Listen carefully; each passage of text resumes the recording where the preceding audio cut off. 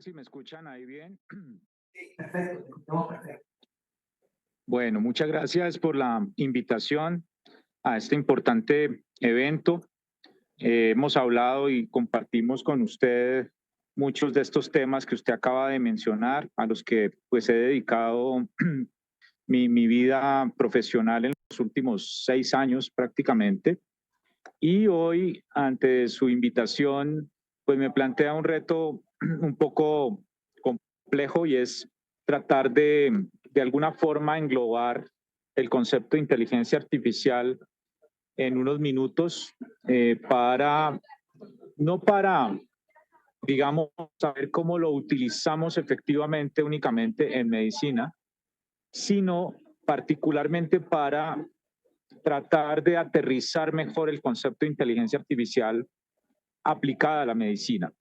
Infortunadamente, en los últimos tiempos, en los últimos meses, ha habido una suerte de hype sobre la inteligencia artificial.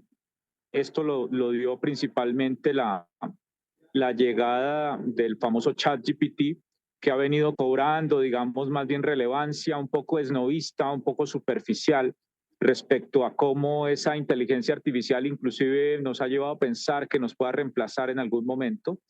Y yo lo que he tratado de hacer es una suerte de alguna forma de evangelización adecuada en qué es la inteligencia artificial, cómo la podemos utilizar hoy, qué no es inteligencia artificial y adicionalmente qué es ese concepto de la hibridación de la medicina, de cómo los médicos tenemos que ser unos médicos híbridos, unos médicos centauro, que utilicemos adecuadamente las tecnologías y la inteligencia artificial para ser realmente médicos mejores. Yo había preparado una conferencia específica para este espacio.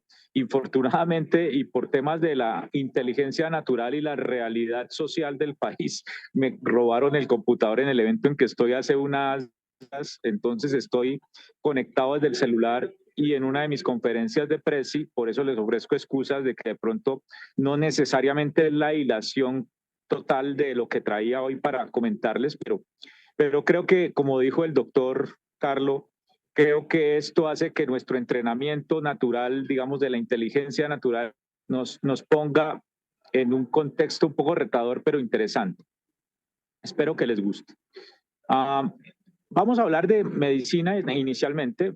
Medicina es una historia de la intuición, la incertidumbre, el desconocimiento del futuro.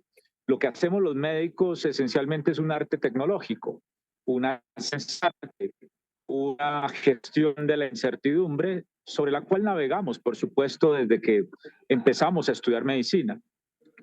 Yo comparo un poco la medicina con el tema de los buzos, ¿no?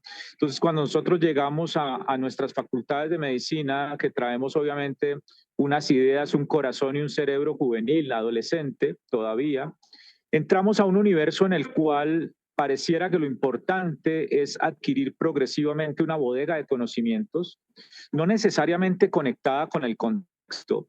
Y es nuestra primera fase del buzo. Digamos que el buzo que aprende a utilizar los equipos del buzo y aprende a hacer inmersiones pequeñas. Posteriormente, cuando nos volvemos internos, posiblemente médicos generales, en donde tenemos ya este acúmulo de conocimientos, unos quizá con un menor nivel de profundidad que otros, empezamos a tener que utilizar el análisis contextual y el autoaprendizaje, la capacidad del aprendizaje continuo para continuar haciendo nuestra ciencia de arte. Y entonces ya nos equiparamos a una suerte de uso intermedio que puede hacer inmersiones más profundas, pero que no es capaz todavía de hacer unas inmersiones profundas como, por ejemplo, para buscar un galeón perdido. Y finalmente, fases como en la que está de pronto el doctor Carlo Vinicio, en la que estoy yo, en donde nos vemos unos buzos expertos, adquirimos un poco de metacognición, es decir, aprendemos de alguna forma a hacer una práctica médica más depurada, a hacer un análisis más aterrizado de las diferentes opciones que tenemos de tratamiento, aprendemos con base en equivocaciones previas a cuándo tratar o no tratar un paciente, pero en la medida en que nos adentramos en las profundidades de ese mar del conocimiento, nos aislamos y muchas veces quedamos encallados en el fondo, en las profundidades del mar, y perdemos la inmensa y bellísima oportunidad de unir puntos, de de conocimiento, de crecer en el contexto. Y muchos de los especialistas que vemos están inmersos, están anclados en ese universo de conocimientos que es muy profundo, pero que infortunadamente han dejado de interactuar con las demás especies marinas que tenemos allá. Y esta historia que les voy a mostrar en esta primera slide, que espero estén viendo, es básicamente para equiparar eso a nuestra incertidumbre. El caso 1 es un hombre de 75 con un cáncer de próstata metastásico, mi mundo, que no tiene tratamiento previo, debuta con metástasis de cáncer de próstata, diabético, hipertenso, con una cardiopatía isquémica, en quien el oncólogo decide iniciar una terapia de bloqueo hormonal y radioterapia sobre las lesiones metastásicas, en las lesiones sintomáticas y de alto riesgo, y obviamente este paciente sale de la clínica y usted lo va a revalorar nuevamente, generalmente entre el mes 2 y 3 de tratamiento. El caso 2 es un hombre de 52 años con un cáncer de próstata metastásico, deportista, sin antecedentes personales ni familiares importantes, en quien el oncólogo, puede ser el mismo oncólogo u otro oncólogo, decide iniciar el mismo tratamiento, una terapia ADT, radioterapia y MRT sobre las lesiones de hueso, y lo vuelve a evaluar también hacia el segundo o tercer mes. Si uno utiliza la intuición, uno pensaría que el caso 1 no va a ir tan bien y el caso 2 va a tener una respuesta fantástica. Siguiente, por favor. ¿Qué sucede cuando lo revaloramos hacia el mes 2 a 3? El caso 1, que era el que predijimos que iba a ir mal, logra un control de antígeno por encima del 50%, es decir, el antígeno baja a niveles casi indetectables y control adecuado del dolor óseo con la radioterapia, mientras el caso 2 tiene un aumento en el PSA del 20% y una fractura patológica en el E1 a pesar de la radioterapia. Nadie hubiera podido predecir adecuadamente este desenlace desde el punto de vista de la naturaleza humana, porque nosotros utilizamos predictores, y quiero que enfaticemos un poco en eso, en predicción, en predictores. Nuestras variables predictoras están contaminadas como buenos seres humanos, y afortunadamente así es, de sesgo y de ruido. Y entonces usted considera que un paciente de 52 años con una enfermedad agresiva que responder mejor que un paciente de 75 años con la misma enfermedad agresiva por una variable que no es muy buen predictor como es la edad. Pero si usted va a que este paciente del caso 1 tenía unas variables que podían tener una multicolinearidad muy fuerte, como era la diabetes, la hipertensión, la enfermedad coronaria, pues usted se lleva la sorpresa de que en este caso, esas variables que parecen ser predictoras fuertes de un desenlace adverso no actuaron, porque tenemos en nuestros pacientes tenemos outliers, tenemos casos que no se comportan como la media y que obviamente hacen que nuestras predicciones sean muy difícilmente actadas. Luego, igual lo mismo, cómo predecir en medicina es muy difícil y cuál es la trayectoria de la complejidad en la complejidad misma, como es el cáncer.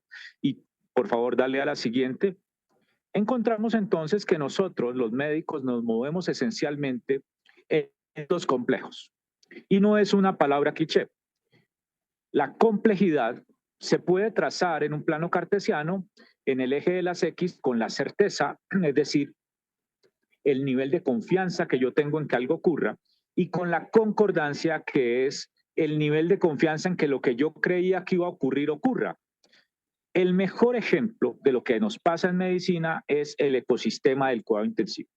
Si hay algo difícil, es el cuidado intensivo. El paciente crítico es un ecosistema absolutamente caótico en el cual hay estudios que muestran que un paciente en UCI tiene al menos 236 variables que contemplar y que obviamente van aumentando en la medida en que más intervenciones tenga.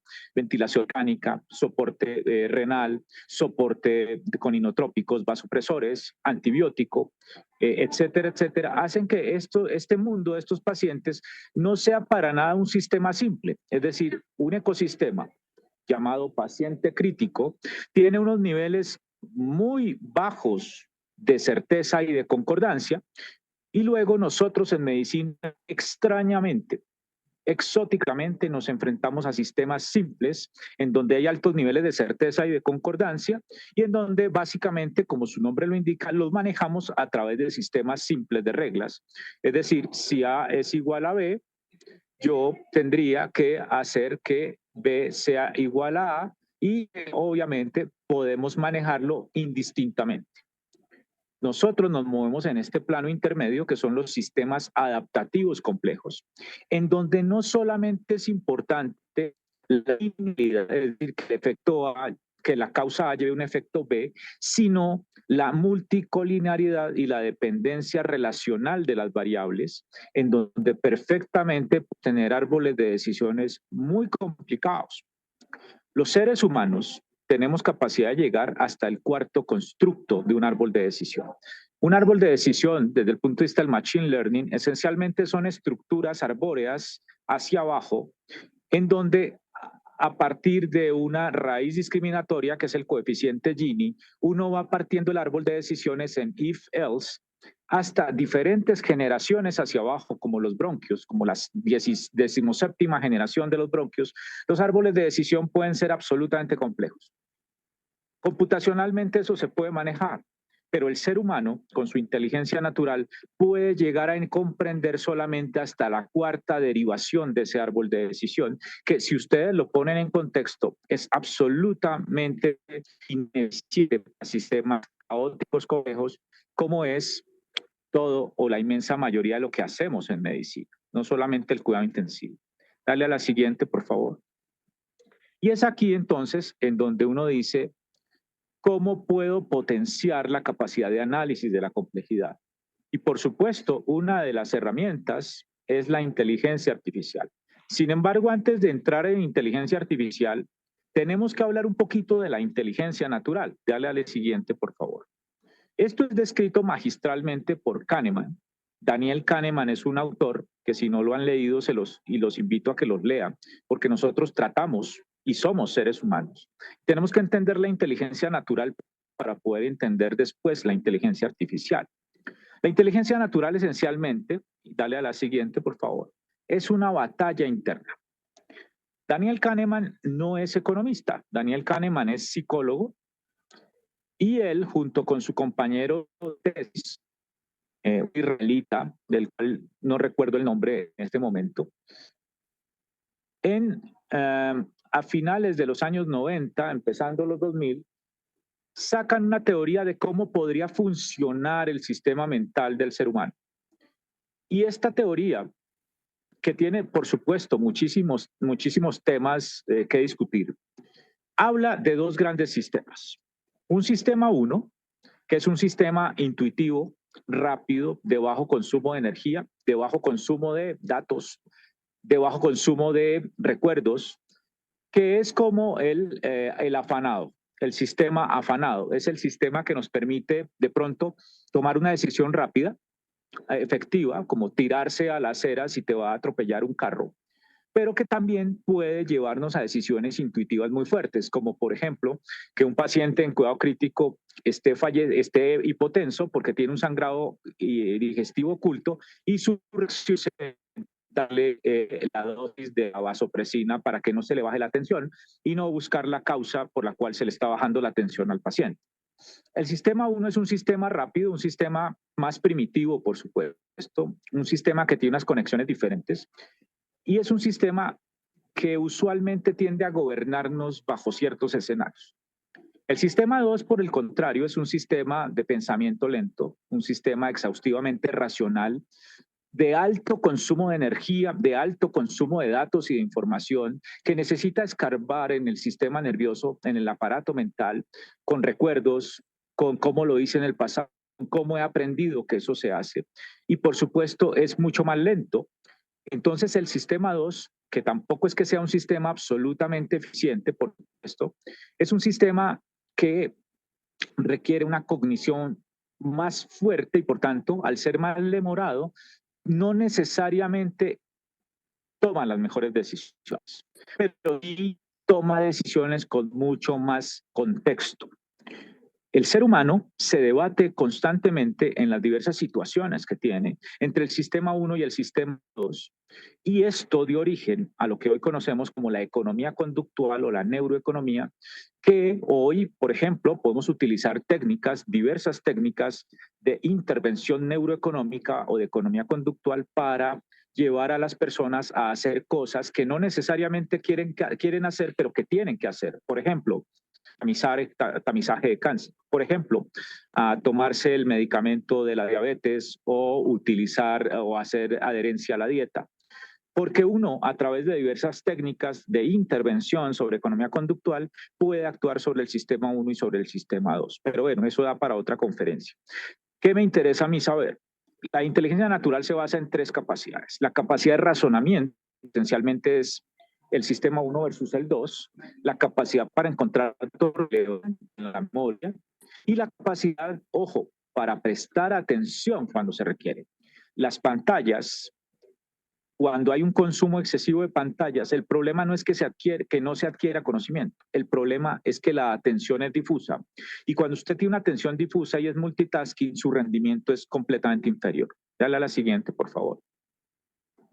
Por tanto, esta inteligencia natural es esencial entenderla porque además viene acompañada de profundos sesgos y ruido. El sesgo es algo que trae inherente el ser humano. No hay un ser humano sin sesgos. Pero nosotros en medicina, por ejemplo, tenemos estos 4 grandes sesgos, que son sesgos cognitivos. Hay más de 20 sesgos cognitivos descritos.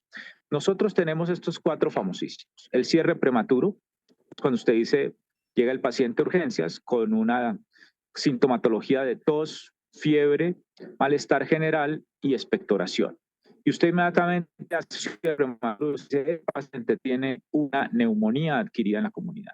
Posteriormente viene el sesgo del anclaje, en donde usted empieza a darle valor superior a variables predictoras que no necesariamente lo tienen. Entonces usted es cuando le dice a los estudiantes, si ese paciente tiene disnea y tiene tos con expectoración, que son los 2 marcadores principales de una neumonía adquirida en la comunidad, luego tiene una neumonía adquirida en comunidad. Posteriormente viene el sesgo cognitivo más famoso de todos, que es la disponibilidad heurística, traducido al español como el médico solo diagnostica lo que sabe, ¿no? Y es que cuando usted está metido ya en el cierre prematuro, en el anclaje, empieza usted a vincular las cosas con lo que usted acabó de estudiar o en lo que usted es experto. Es decir, si este paciente le llega a un neumólogo, posiblemente la neumonía adquirida en comunidad sea su primer diagnóstico. Si este paciente le llega a un reumatólogo, puede inclusive pensar que es una neumonitis. Si le llega al oncólogo, puede pensar que el paciente lo que tiene es un derrame pleural paraneoplásico. Y esos son sesgos de nuestro primer pensamiento. Lo que se nos viene a la cabeza primero, sin ninguna duda, es de lo que más sabemos o de lo que más queremos saber. Y el final es el sesgo de confirmación, en donde yo empiezo a anclar nuevamente todos los hallazgos con mi diagnóstico inicial. Mire, el paciente tiene leucocitosis, tiene una opacidad en la radiografía que no necesariamente es una opacidad. En fin, empezamos a vincular nuestros hallazgos clínicos con lo que venimos pensando, porque los seres humanos tenemos ego y poco nos gusta equivocar. Si somos médicos, muchísimo menos. No estoy criticando esto, estoy diciendo que ante un modelo de pensamiento como el que tenemos con 2 sistemas que no serían necesariamente sinérgicos, con sesgos y con ruido, la forma adecuada de utilizar la inteligencia artificial es para capturar datos, quitar de esos datos el sesgo y el ruido, dejarlo en información y alimentarnos de esa información para tomar mejores decisiones. Ese esencialmente es la forma como deberíamos utilizar la inteligencia artificial. Siguiente, y ahora sí vamos a entrar un poco más en el terreno necesariamente diáfano de la inteligencia artificial. ¿Qué es la inteligencia artificial? Y esto es obviamente hipertrófico. En todo lado hay varias definiciones. Todo el mundo se refiere, cuando habla de inteligencia artificial y su historia, a la conferencia de Dartmouth de los 60, en donde acuñaron el término. Dale a la siguiente, por favor, a la IA. Pero realmente la inteligencia artificial surge de una necesidad del ser humano de automatización inicialmente. Y esos primordios de la inteligencia artificial no nacieron con los conferencistas de Dartmouth que dan nombre de inteligencia artificial. Estos primordios de la inteligencia artificial nacieron a finales de 1800 con dos personajes deliciosamente interesantes que los invito a que lean. Uno era Charles Babbage, que era, digamos, una persona no muy brillante, era un millonario en Londres, en Inglaterra, un millonario muy aficionado a la matemática y a la física, pero quien tenía el infortunio de no ser demasiado brillante y quien tenía el dinero y los recursos para construir algo que cambiara de alguna forma los procesos que había hasta ese momento. Él quería esencialmente construir una calculadora. Lady Byron, que era la hija de Lord Byron, famosísimo mujeriego y poeta inglés, era una hija natural, de hecho, heredó la inmensa inteligencia de su padre, que era, vuelvo y repito, un vagabundo mujeriego de la sociedad inglesa. Como fue un accidente, Lady Byron, en una noche de juerga de su padre con su madre, su mamá le tenía un odio impresionante a Lord Byron y se empezó a dar cuenta que Lady Byron, Alicia Lovelace, digamos que es su nombre real, tenía la misma inteligencia de su padre, la había heredado. Ser una mujer inteligente, muy inteligente, en esa época, a finales de 1800, era casi satánico, diabólico. Entonces su madre, y ojo que con esto porque a veces las madres hacen cosas con un fin y logran otro. Su madre, al ver que a ella le gustaba la poesía como a su padre, empieza a traerle profesores de matemática y de física, que consideró ella en ese momento era la mejor forma de asignar cualquier sentimiento poético en la niña. Y resulta que esta niña, con una inteligencia superior, se enamora de la matemática y de la física. Y en uno de sus encuentros en la sociedad inglesa entre Charles Babbage y Lady Byron, hacen clic y empiezan a trabajar juntos en la máquina que soñaba Babbage y hacen el primer primordio de computación. Y es Lady Byron la primera matemática real de la historia. Otros nombran a las griegas y tal, pero realmente la primera que hizo matemática aplicada y que hizo un desarrollo fue Lady Byron y surge la máquina de Babbage. Ahí empiezan los primordios de la inteligencia artificial y tienen que transcurrir 50, un poco más de años después, para que otro inglés, el padre del software, el padre de las máquinas, Alan Turing, desarrolle el concepto de la automatización, desarrolle el concepto de máquina. Y los invito a que si tienen la oportunidad, encuentren el paper seminal de Alan Turing sobre las máquinas, que es absolutamente brillante, no es un ladrillo para leer, en el cual básicamente Alan Turing describe cómo uno puede enseñar a una máquina a tomar o no decisiones. Realmente es Alan Turing el padre de la inteligencia artificial en su concepto. Pero hoy, que tenemos una inmensa cantidad de conocimiento, dale a la siguiente, por favor. La inteligencia artificial requiere una intersección de nodos de conocimiento. Por supuesto, la matemática y la lógica, el álgebra lineal y el cálculo diferencial son principalmente el sustrato sobre el cual navegan los modelos de inteligencia artificial, la arquitectura. Por supuesto, tiene que conllevarse con la ingeniería, con la psicología, por lo que hemos mencionado, con la biología y con elementos que a veces son dentro de la inteligencia artificial como la antropología y la sociología. Hoy la inteligencia artificial se divide esencialmente en dos grandes grupos o en dos grandes elementos. La inteligencia artificial clásica, que se subdivide a su vez en dos grandes elementos que son el aprendizaje de máquina y el aprendizaje profundo. Ya les contaré de eso. Pero en noviembre del año 22, o sea, hace nada, surge un desarrollo que venía desde el 2017 y que hoy es una categoría de inteligencia artificial, que ustedes lo están viendo, y ChatGPT es solamente una pequeñísima muestra de eso, que es la inteligencia artificial generativa, y que es realmente la conjunción de la inteligencia artificial generativa y la inteligencia artificial clásica, lo que nos va a llevar progresivamente al desarrollo de la inteligencia artificial general, que es la inteligencia artificial o la superinteligencia que va a permitir abarcar todas las tareas del mundo. Allá vamos a llegar. El mismísimo Alan Turing predijo que eso iba a ocurrir hacia el año 2040. Creo que el advenimiento de estos desarrollos de IA generativa nos han traído al menos unos 10 años atrás. En el año 2025, doctores, todos vamos a estar utilizando agentes autónomos derivados de la intersección entre la inteligencia artificial clásica, la inteligencia artificial generativa y las tecnologías exponenciales.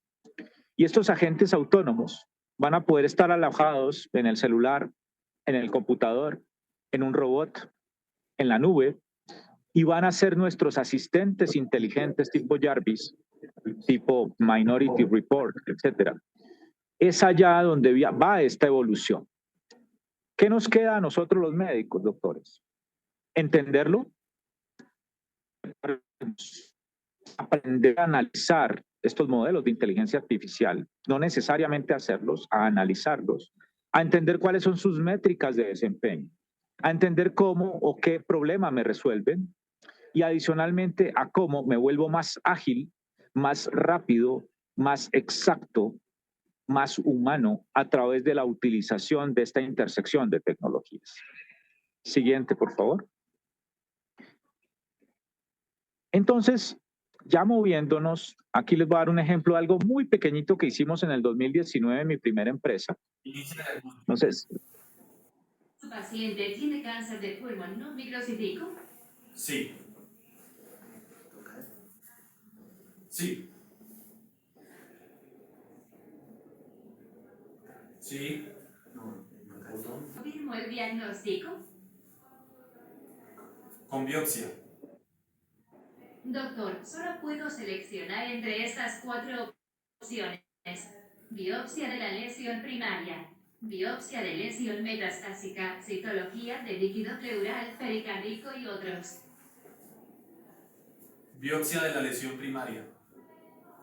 Ok, doctor, guardaré tu diagnóstico como biopsia de la lesión primaria. Okay, año bueno, para los 2019, mi primera empresa se llamaba Medsayo. Si quieres, dale adelante, por favor. Estábamos entrenando un agente. Los bots son agentes, son intermediarios, son interfaces. Este bot se llamaba Maía y como ustedes vieron, Iván hoy es internista, era entonces mi interno rotante en inteligencia artificial en Uniandes. Iván estaba tratando de entrenar, o ya habíamos entrenado, perdón, a esta inteligencia artificial, que era un bot muy sencillo, en un sistema simple. Mi campo de la oncología es principalmente cáncer de pulmón. Entonces lo que hicimos fue diseñar unos árboles de decisión muy manuales, no confundir árboles de decisión del Machine Learning, unos árboles de decisión como los de nuestros flujogramas de guías clínicas, y a través del método if-else, es decir, de constructos, entrenamos en Dialogflow en esa época a Maía en cáncer de pulmón. Si ustedes se dan cuenta, como ya habíamos terminado de entrenar a Maía en el árbol, cuando Iván le da una entrada, un input que no era concordante con el input con el que la habíamos entrenado, sucede una llamada de atención del bot a Iván. Le dice, doctor, no conozco esa entrada, revísela porque mis entradas opcionales son A, B, C. Iván, que se da cuenta que se ha equivocado, dice, sí, es A. Y ella captura el input. Con Maía estuvimos hasta el año pasado, infortunadamente tuvimos un tema de socios en la empresa, estábamos en Estados Unidos y los americanos consideraron que nuestra plataforma tenía más sentido enfocada hacia pacientes, tuvimos digamos, una disrupción de conceptos del enfoque de Maía y decidimos terminar el proyecto. ¿Qué quiere decirles con esto? Hay infinidad de formas de entrenar un bot o una inteligencia artificial. El tema no está tanto ahí, ni en qué interfaz hago, si es robótica, si es un robotcito que camine, o si está en la nube, o si es un sistema de recomendación, etc. El real tema, doctor, y esto es lo más importante, es lo más cansón de esta conferencia, pero es lo más importante, es que ustedes entiendan que las máquinas son niños supremamente inteligentes, son mucho más inteligentes que el niño más inteligente del mundo. Pero son niños que no tienen contexto, son niños que no saben qué deben o qué saben o qué deben saber. En el mundo de la inteligencia artificial tenemos diversos tipos de enseñanza a ese niño inteligente, a esa máquina. Entonces, una de las formas o cómo enseñamos a las máquinas es a través de datos, por supuesto. ¿Para qué entrenamos a las máquinas a través de datos? Para que ellos nos generen modelos. ¿Qué es un modelo? Un modelo esencialmente es una maqueta de cómo un proceso del mundo puede funcionar y cómo lo puedo posteriormente mejorar, quitarle el sesgo, el ruido, optimizarlo, automatizarlo, etc. Si yo voy a entrenar una máquina, y aquí quiero que estén muy atentos porque puede ser un poco técnico y harto. Si yo voy a entrenar una máquina utilizando datos usualmente tabulares, tienen rótulos o clases, por ejemplo, hombre-mujer, amarillo, azul, rojo, positivo, negativo, muerto, vivo, que tengan clases que pueden ser binarias o multiclase, yo me estoy metiendo a entrenar esa máquina en el mundo del aprendizaje supervisado. Y en medicina, yo utilizo ese tipo de aprendizaje o de enseñanza para hacer, por ejemplo, modelos de regresión, para hacer modelos de ensamble, para hacer redes neuronales de predicción, que me permitan, como su nombre lo indica, predecir que una variable esté relacionada o no con un desenlace, para hacer análisis de trayectorias de enfermedad, para hacer determinación de clusters, etc. Si yo no tengo rótulos en mis datos, si yo no los tengo clasificados, no los tengo con clases binarias o multiclase, hay un universo de datos y yo necesito establecer qué relaciones ocultas pueden estar o clasificaciones ocultas pueden tener. Yo entreno a la máquina en el mundo del aprendizaje no supervisado. Y entonces ahí yo entro en modelos como la clusterización, como los famosos K-means, K-neighbors, como los ensambles, los árboles de decisión para clasificación, etcétera, que me permiten establecer relaciones ocultas o clasificaciones de un universo de datos sin rótulos que yo desconozco. Hay un tercer entrenamiento que es súper importante, súper interesante, porque es realmente como aprende el ser humano, y es el aprendizaje reforzado. En el aprendizaje reforzado yo tengo un agente, entonces vamos a tomar un ejemplo de un niño que quiere aprender a manejar bicicleta. Tengo un agente que es el niño, tengo un ambiente que es el parque donde le estoy enseñando a montar bicicleta, tengo una tarea que es montar bicicleta, tengo una recompensa que es que él aprenda, o si él aprende a montar bicicleta, puede ser muy feliz, y si no lo logra, pues se va a caer y va a llorar, se va a sentir triste. Y tengo unas estrategias de cómo ese niño va a aprender a montar en bicicleta. Esas estrategias en el mundo del machine learning las llamamos políticas.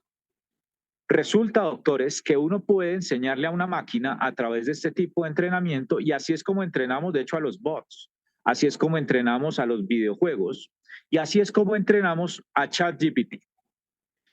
El entrenamiento reforzado es mucho más evolucionado porque usted a través de modelación matemática, como el algoritmo Q, puede definir cuáles son las mejores trayectorias de política o de estrategia que ese niño puede tener para forma más eficiente a montar en bicicleta. Esto viene creciendo en medicina. Los modelos de aprendizaje reforzado son súper interesantes en escenarios muy complejos.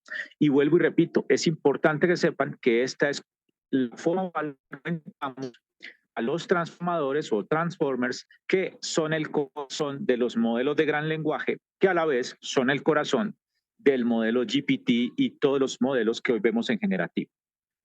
Y finalmente, cuando usted tiene datos hipercomplejos como imágenes, como texto, como señales fisiológicas, usted debe transformar esas imágenes, debe partirlas en vectores y en matrices matemáticas que tiene que codificar que tiene que decodificar y luego recodificar. Para eso usted necesita un decodificador y un codificador y un discriminador, y eso solo lo puede hacer a través de estructuras similares al cerebro, y para eso han aparecido las redes neuronales profundas que hay de diverso tipo, dependiendo de su arquitectura, de convolución, adversarias, paralelas tipo transformer, de competencia, en fin. Hay un sinnúmero de redes neuronales que difieren en sus arquitecturas, pero que permiten abordar el análisis de imágenes, textos y señales fisiológicas que son mucho más complejas que los datos tabulares, que son los que usualmente utilizamos en el supervisado y en el no supervisado.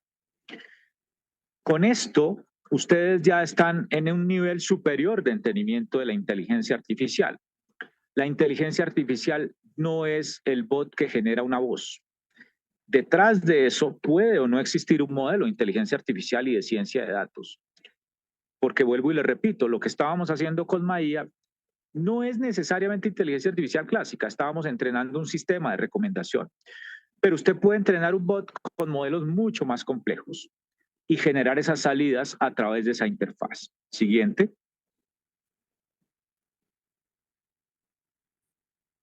Dale a la siguiente, por favor, para que cambiemos de tema. Hoy en día utilizamos la IA para diferentes cosas. Aquí hay varios ejemplos. Optimización diagnóstica, sobre todo en enfermedades como el cáncer, como la enfermedad autoinmune, como la enfermedad neurológica, que además tienen algunos marcadores genómicos múltiples. Pues usted puede hacer optimización de diagnósticos o utilizar algoritmos de recomendación para poder diagnosticar enfermedades tan difíciles como, por ejemplo, una enfermedad rara o huérfana. Usted puede hacer tipificación molecular, y esto es una a la derecha de clusterización jerárquica, en donde de acuerdo a unos dendrogramas, así se llaman, de unos genes, usted puede determinar si eso es cáncer de mama, próstata o de célula no pequeña de pulmón, y hacer predicciones evolutivas de enfermedades que hoy sabemos que no eran como nos las imaginábamos. El Parkinson, por ejemplo, hoy tiene 4 subtipos de acuerdo a la predicción de trayectoria que las series temporales alojadas en modelos de inteligencia artificial. Es decir que esto, doctores, tenemos que aprender a evaluarlo. Hay una explosión de artículos con modelos de inteligencia artificial en la medicina. Nosotros en mi equipo en Uniandes estamos trabajando en una matriz, que nos permita saber si un modelo de inteligencia artificial de un artículo X realmente cumple con las características mínimas de calidad, como con los metaanálisis y demás, para saber si eso sí realmente vale la pena implementarlo y leerlo si quiere. En eso estamos trabajando, pero hay varias matrices. Yo les recomiendo que busquen la que se llama Decide AI, que nos permite, y el Consort AI también, que nos permiten de alguna forma irnos adelantando porque les van a llegar una inmensa cantidad de artículos con modelos detrás de inteligencia artificial que la gente cree que entre más rimbombante sea el modelo, redes neuronales, ensambles, stacking, multi-stacking, entre más rimbombante sea el nombre, más confiable es, y no necesariamente es así y nos pueden engañar. Siguiente.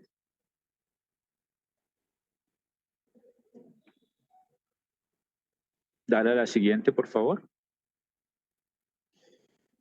Es muy importante, sigue. Esta conferencia es la versión de diciembre del año pasado. Vamos ahí a la siguiente, por favor. En ese entonces no había surgido completamente, acaba de salir ChatGPT. Quiero hablarles un poquitico de la inteligencia artificial generativa. La inteligencia artificial clásica, si ustedes lo ven hasta aquí, y creo que me pasé ya, no sé cómo, si puedo seguir, doctor, cómo estamos de tiempo.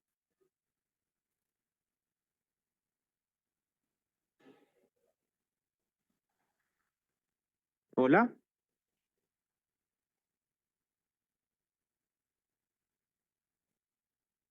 ¿Me escuchan?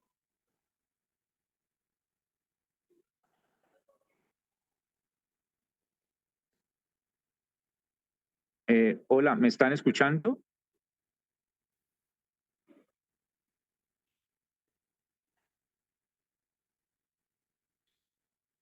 Hola.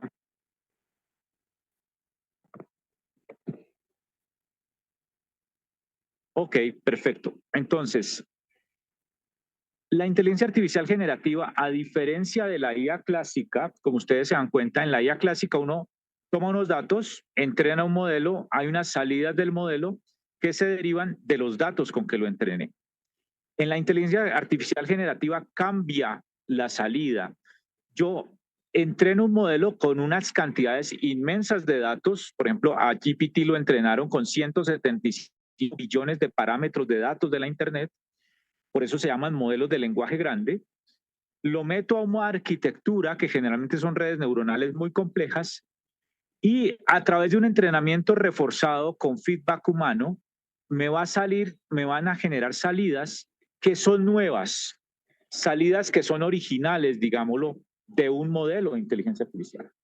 Eso es lo que cambia completamente entre la clásica y la generativa. Y esa salida pueden ser imágenes, puede ser texto, pueden ser imágenes en 3D, puede ser código.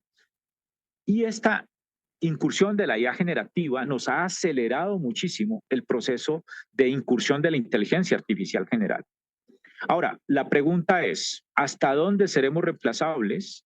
Los niveles de automatización en salud están definidos desde hace unos años, donde nosotros en salud hoy generalmente estamos entre el nivel 1 y 2. Es un sistema, es un sector muy difícil para las tecnologías, para la innovación, porque tratamos seres humanos y porque los datos de salud generalmente son de mucha protección y porque todavía tenemos un modelo basado en el humano.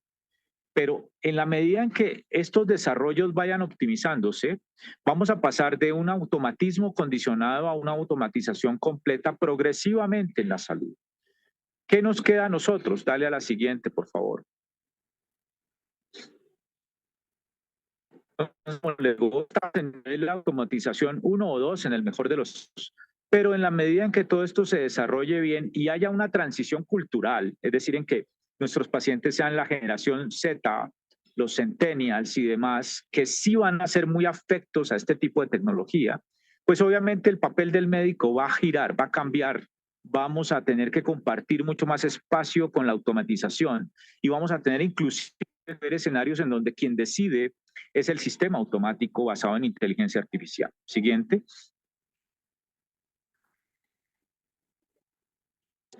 Y entonces tenemos diversos ejemplos. Esto es medicina interna, donde usted puede utilizar diversas técnicas de todas las que les he dicho para generalmente hacer sistemas de recomendación como los que le dimos con Maía, para hacer diagnóstico automático de imágenes, para hacer captura de texto de la historia clínica en forma automática a través de procesamiento de lenguaje natural, para utilizar agentes generativos para hacer recomendaciones inteligentes a los pacientes, para utilizar razonamiento o visión de máquina para análisis rápido de señales fisiológicas en la UCI, etcétera. Esto tiene un sinfín de aplicaciones. Siguiente.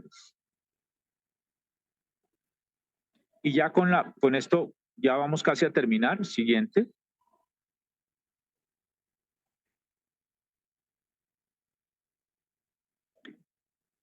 ¿Con qué vamos a finalizar? Con lo que mencionó el doctor Carlos Vinicio al principio.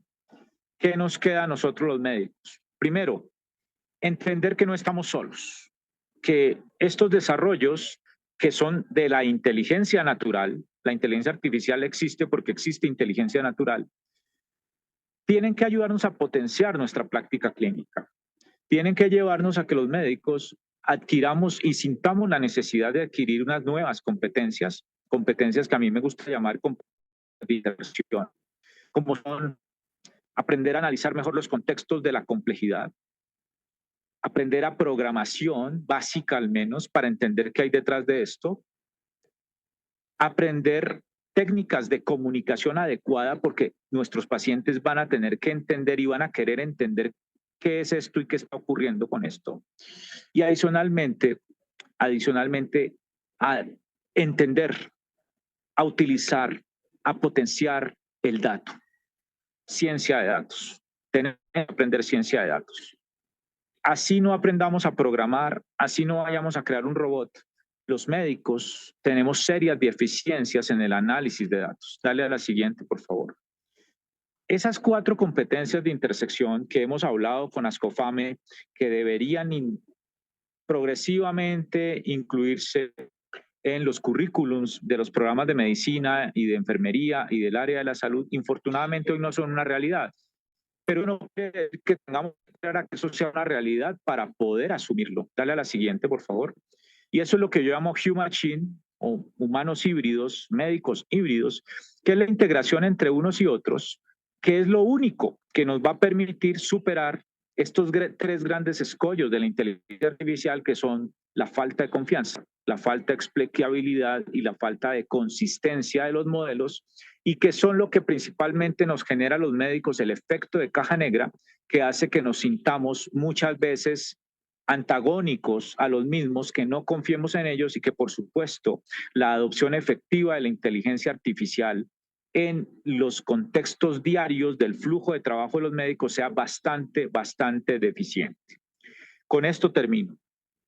En una encuesta del año pasado, con más de 400 médicos de 40 instituciones internacionales, se encontró que el 75% de los médicos consideraban a la inteligencia artificial como un desarrollo absolutamente importante en la humanidad.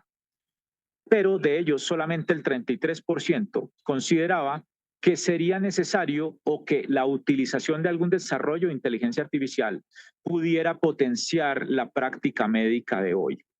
Es decir, que 70% de los médicos no le ven utilidad efectiva a la inteligencia artificial, y no los culpo, porque cuando uno no sabe qué hay detrás de esto, la potencialidad, pero adicionalmente quienes lo están haciendo no saben cómo integrarlo a la medicina, pues lo que se crea es necesariamente una brecha entre la ficción y la realidad. Y finalizo diciendo que la inteligencia artificial, además del reto bioético, que es supremamente grande, tiene una posibilidad muy alta, y eso no solo lo digo yo, lo dicen personas que son mucho más expertas que yo en esto, de reemplazarnos.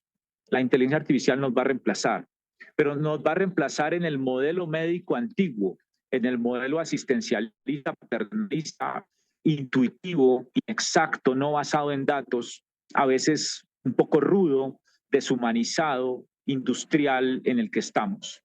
La artificial, espero que muy pronto nos empiece a reemplazar en aquellas tareas que nos convirtieron en unos malos bots para nuestros pacientes y nos dejen disfrutar la experiencia de hacer asistencia, si la vamos a hacer, para poner al paciente y a nosotros en el centro de la historia, y no a la historia clínica electrónica, que es un desarrollo cavernario y antipático que nunca nos ha entregado nada diferente al consumo de nuestro tiempo.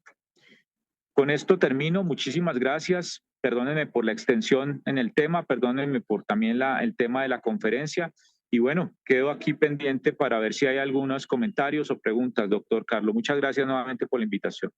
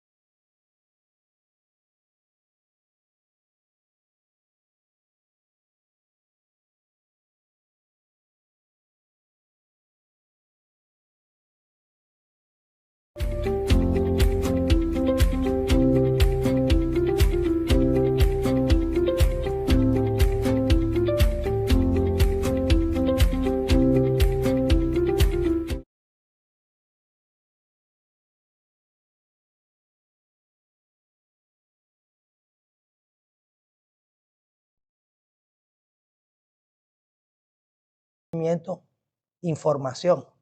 Se lo podemos preguntar a alguien que hoy en día tiene esa información inmediata. Pero ¿cómo llegamos ahí? ¿Cómo pensamos en llegar ahí? ¿Cómo tomamos el razonamiento? ¿Cómo pensamos la decisión terapéutica? ¿Cuál es la decisión, por ejemplo, si en medicina basada en la evidencia, si yo quiero atender un paciente con medicina basada en la evidencia, es probable que solamente pueda atender adecuadamente el 30 o 40% de los pacientes? Y hacemos que eso sea la madre de todas las madres, decir que tenemos que atender medicina basada en la evidencia cuando muchas de las cosas que hacemos no tienen la suficiente evidencia ni los suficientes estudios. Entonces, en Panlar vamos a tener con el doctor Pino un taller. Sí, él está escuchando. En Panlar vamos a tener con el doctor Pino un taller presencial y vamos a poner a hacer un debate sobre medicina basada en la evidencia versus medicina basada en la inteligencia. ¿Sí? Entonces, esa es la siguiente frontera.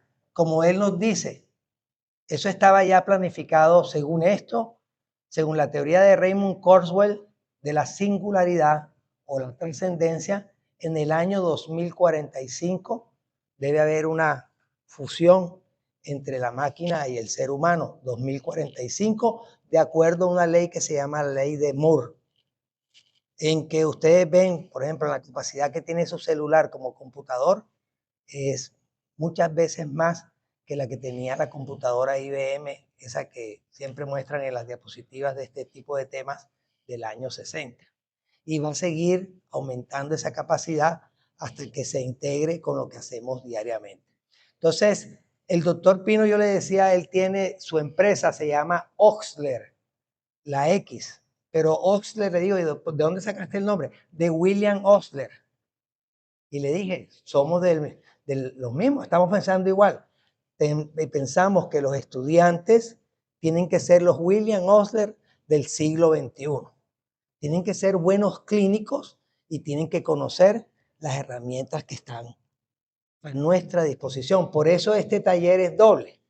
Vamos a estar ahorita con el doctor Medina viendo cómo explorar adecuadamente un paciente, cómo palparlo, sentirlo, cómo sacar la mayor información posible de lo que él hace. Y en el otro lado vamos a estar viendo cómo podemos obtener información del GPT chat que nos ayude para poder atender bien ese paciente. Y vamos a pensar que ambas cosas las tenemos que integrar cuando estemos atendiendo a esos pacientes para hacer ese médico híbrido, ese William Osler del siglo XXI, que atendamos con amor, con pasión a nuestros pacientes, que nos dediquemos a ellos, porque las tareas mecánicas, rutinarias, aburridas y hartas, porque esas historias clínicas inoperantes que existen ya no las tendríamos que llenar. Así que vamos a seguir con esto. El doctor Pino está conectado. ¿Está escuchando? No sabemos. De pronto lo perdimos. Vamos a hacer, ¿quiénes tienen botón verde? Levanten la mano los que tienen botoncito verde que les hayan puesto. Los de botón verde se van a quedar aquí en este salón. Y los del botón dorado van aquí al salón de al lado. Y después de que termine la sesión, en 1 hora, vamos a hacer el switch. ¿Ok? Entonces, botón verde en este salón y botón dorado en el salón de al lado.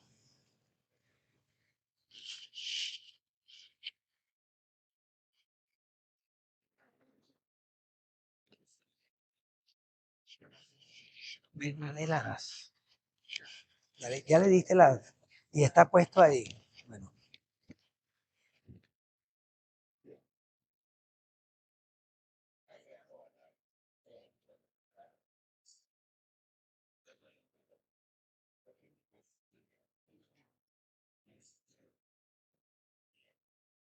¿Dónde me escribiste? Escríbeme. Que ahorita dejé el celular cargando. Ay, no había visto que me había escrito. Oh, Llegué con 3% de batería. bien, ya empezaste. Bueno. Botón verde, sala 1. Botón dorado, sala 2. Aquí vamos a revisar el GPT chat.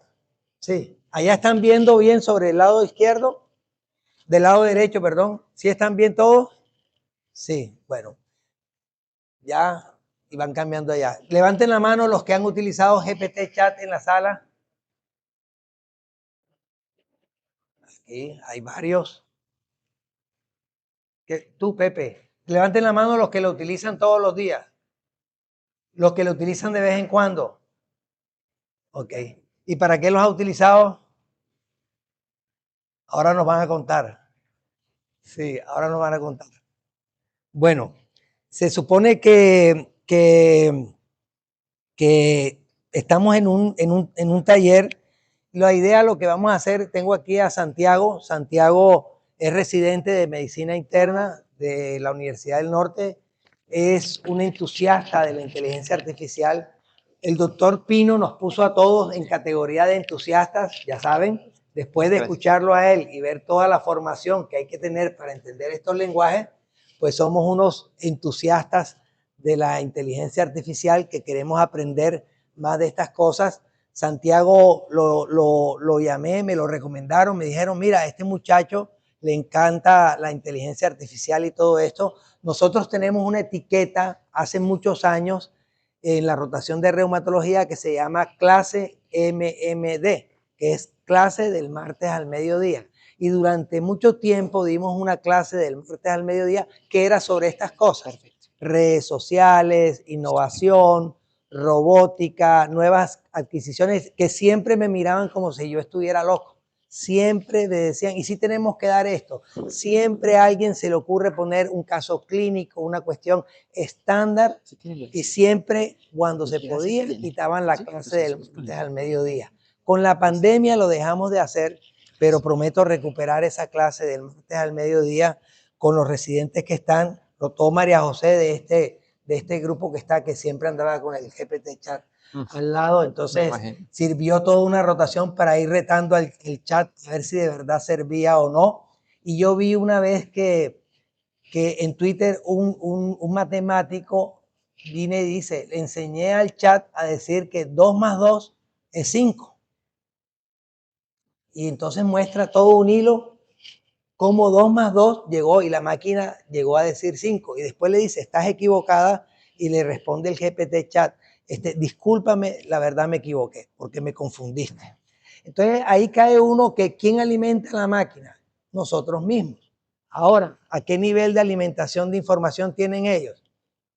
Un nivel de alimentación de información que muy difícilmente, por muy brillantes que seamos, podemos llegar a tenerlos, pero tenemos otras habilidades que podemos desarrollar. Entonces yo voy a poner que Santiago va a ir ahora presentando 3 situaciones en las que hemos utilizado el GPT chat en el día a día. Y vamos a hablar un poco cuando las presentemos, qué opiniones tienen, etcétera, y todo esto, de qué utilidad le puede dar o no ese chat. Él las puso en diapositivas para evitar estar aquí tecleando la cuestión y todo, pero están muy bien explicadas y vamos a ir viendo cómo desarrollamos la cuestión. Pueden preguntar, levantarse, parar, hacer comentarios, por favor, es interactivo, ¿ok? Dale, Santiago. Bueno, muy buenas tardes para todos. Mi nombre es Santiago Gómez. ¿Con cuál es? Ah, 20, pongo este. No, ya, eso sí la tengo, sí. O si la siguiente.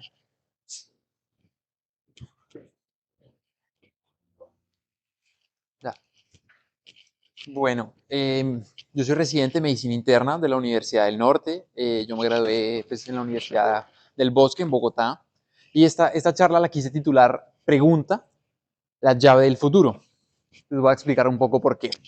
La idea de esta charla es hablar un poco de ChatGPT. Ese ChatGPT salió al mercado o al público en noviembre del año pasado. Sin embargo, la base de datos está solamente hasta el 2021. Yo hice una búsqueda inicial ayer en PubMed, en donde ya hay alrededor de 396 resultados. No todos son publicaciones, pero sí son publicaciones en revistas científicas. La revista que más tiene esto es Nature. Hay un estudio muy original que salió hace poquito, no sé si algunos lo vieron, incluso lo publicaron en muchos periódicos, salió en JAMA. Este estudio lo que hizo es lo siguiente, cogió la red Reddit, ahí pues es una plataforma online en donde las personas pueden hacer preguntas y ahí mismo obtienen respuestas de otras personas, en este caso de médicos. ¿Qué hicieron los investigadores? Cogieron 200 preguntas al azar y de esas 200 preguntas vieron las 200 respuestas de profesionales verificados por Reddit. Esas mismas 200 preguntas se los hicieron a ChatGPT. Entonces, compararon y les pusieron a especialistas, a genetistas, infectólogos, epidemiólogos, a ver, y que ellos las evaluaran. Esto lo hicieron de forma, pues como un sesgo. Ellos no sabían si habían sido respuestas por ChatGPT o por el profesional médico. ¿Qué encontraron? Eso fue lo primero, que según los médicos, los especialistas que evaluaron las respuestas, las del chatbot, o sea, las del ChatGPT, eran mucho mejores que las publicadas por los médicos, o sea, por los humanos en Reddit al menos. Y encontraron también que eran mucho más empáticas. Eso está diciendo y está hablando que ya ChatGPT, o al menos la forma de cómo se expresa y cómo redacta, para nosotros cuando lo leemos es un poco más empático en comparación con chats o al menos respuestas en plataformas que nosotros como humanos creamos. Miren esto, no sabía cómo iniciar la charla, así que hice lo que podríamos estar haciendo. Le pregunté a ChatGPT cómo es que tengo que comenzar a hacer esta charla o qué tengo que hablar y cómo puedo utilizarlo para decirle o para recomendárselo a mis pacientes. Esto fue lo que me respondió. Miren que es pues, realmente una respuesta muy políticamente correcto. Sin embargo, puede ser utilizada para conversar con los pacientes y responder preguntas generales sobre salud, siempre y cuando entiendan que ChatGPT no reemplaza la opinión de un profesional médico calificado. O sea, ya de entrada nos está diciendo que el ChatGPT no nos puede reemplazar. O sea que sabemos que podemos utilizarlo. ¿Cómo? Eso es lo que tenemos que explorar. Miren esto. ¿Qué tipo de preguntas podemos hacerle y cuáles son las, digamos que los límites que hay que aplicar en esto? Lo primero es que pueda ayudar a responder preguntas. Lo segundo, no es un sustituto. Puede hablar sobre todo sobre temas como nutrición, como ejercicios, bienestar emocional y otros temas relacionados. ¿Cuál fue el motivo por el cual los investigadores quisieron hacer ese estudio que les mostré de JAMA? Y es que con la pandemia, muchos de los pacientes comenzaban a chatear mucho con los médicos o a escribirles de más o a ejercer una presión que antes no teníamos, al menos no tanto, por lo que ellos estaban teorizando. ¿Cómo podemos usar este tipo de herramientas para quitarnos un poco la carga laboral de estar trabajando en la UCI, trabajando en urgencias, también explicándole al paciente, estando en consulta y respondiendo todas sus dudas?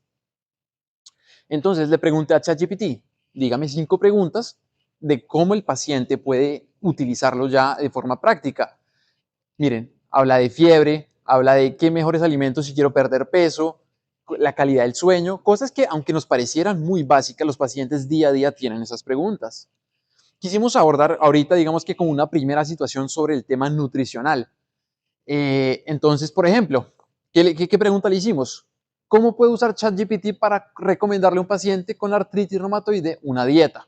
Entonces, miren cómo inicia, e insisto, puede ayudar a proporcionar información general sobre una dieta. Aquí hay algunos consejos generales. Entonces, dan 4 consejos generales. Entonces, yo puedo sentarme y puedo leerlos. Ácidos grasos, más frutas y verduras, evitar sobreprocesados y consumir más calcio y vitamina D. Entonces ustedes también le pueden decir a ChatGPT, resúmame eso, porque es que no siempre quiero leer, dedicarme a leer esos parrafones. Entonces ChatGPT también permite hacer tablas y estas tablas también las podemos no solo guardar, se las podemos compartir en el formato de recomendaciones para nuestros pacientes. O incluso ellos cuando los vayan a ver les va a quedar mucho más fácil verlos. Aquí lo que le solicité a ChatGPT es que me dijera pues un modelo de dieta, de desayuno, de almuerzo, de cena. Creo que sí. Y piensan que se debe recomendar una dieta específica. Tengo que ponerme esto. Aquí. Ok. Y tú ahí. Ok. ¿Quiénes de ustedes piensan que se tiene que recomendar una dieta específica a un paciente con artritis reumatoide? Levanten la mano sin pena. Sí. Ok.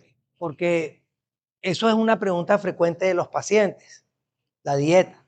No hay paciente que no salga sin preguntar la dieta, pero si le preguntan a los doctores, la mayoría les va a contestar que no hay suficiente evidencia para recomendar dietas en pacientes con artritis, que la evidencia es compleja, sí, y que no hay una dieta que sea más establecida con los demás. Eso es lo que dice el nivel de evidencia. Sin embargo, cuando uno revisa más, sí se encuentra que, por ejemplo, se recomienda la dieta mediterránea.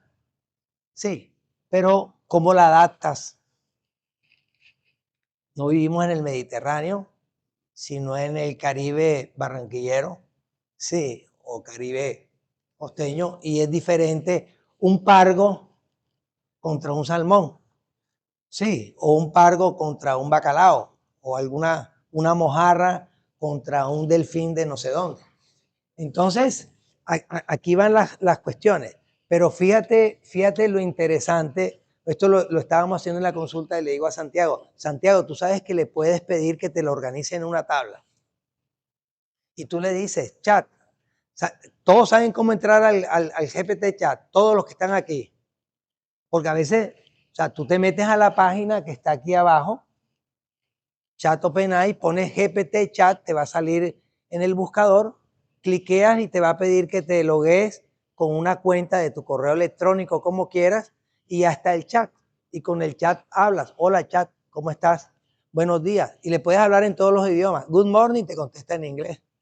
Bonjour te contesta en francés, en lo que tú quieras. Sí, y tú le puedes decir, ¿por qué no me lo pones en francés? Me lo pones en portugués, me lo pones en esto, y te contesta como tú le pongas las cuestiones. Entonces le decía a Santiago, dile que te la haga en una tabla.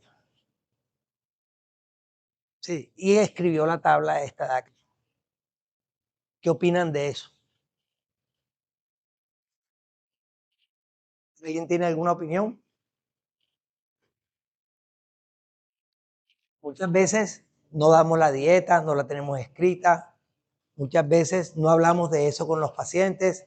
En el congreso de pacientes que nosotros hacemos en la Liga Panamericana, los pacientes siempre nos piden charlas de dieta. En este último que hubo, traímos una doctora que se llama la doctora Mónica Guma, que trabaja en San Diego, en California, y ella hizo una adaptación de la dieta mediterránea para, digamos, este lado del Atlántico, y eso la recomienda la Arthritis Foundation. Tiene un nombre que ahora no me acuerdo exactamente cómo terminó llamándose esa dieta, pero la base es esa dieta mediterránea. Y luego una nutricionista habló de los alimentos positivos o no y qué podías encontrar en tu nevera, en el refrigerador, que podía servir para hacer una dieta saludable de este tipo. Y luego una de las pacientes que le gusta ser chef preparó un plato en línea, preparó un plato riquísimo con esa dieta positiva. Pero fíjense que la evidencia muestra que hay dietas antiinflamatorias y dietas proinflamatorias. Y todo lo que tiene procesados, ultraprocesados y toda esa serie de cosas que tienen cancerígenos, que tienen muchos preservativos y todo, son dietas proinflamatorias. Y les digo una cosa más, por ejemplo, con la edad hay el concepto del inflamasoma, que supone hay varias proteínas que te provocan una inflamación crónica. Las personas que tienen más de cierta edad, de pronto les duele un dedo, el pie, le duele la mano, le duele alguna cosa. Por algún lado se dice que tú tienes cierto nivel de inflamación crónica, que es lo que provoca el envejecimiento. Entonces, ahí vienen las dietas anti-envejecimiento y ese tipo de cosas. Lo bien curioso de esto es cuestionar al chat y preguntarle, creo que le preguntamos por las referencias, Sí, Santiago. más adelante Ahora va a seguir hablando lo que va con esto. Pero entonces, fíjense esto fue en la consulta, o sea, esto, Santiago llegó y le dije, hagamos esto. ¿Cómo va a ser el taller?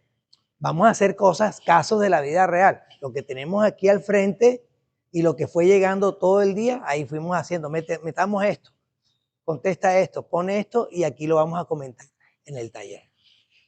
Creo que este sirve. Ahí sirve, ¿no? Ahí hablo.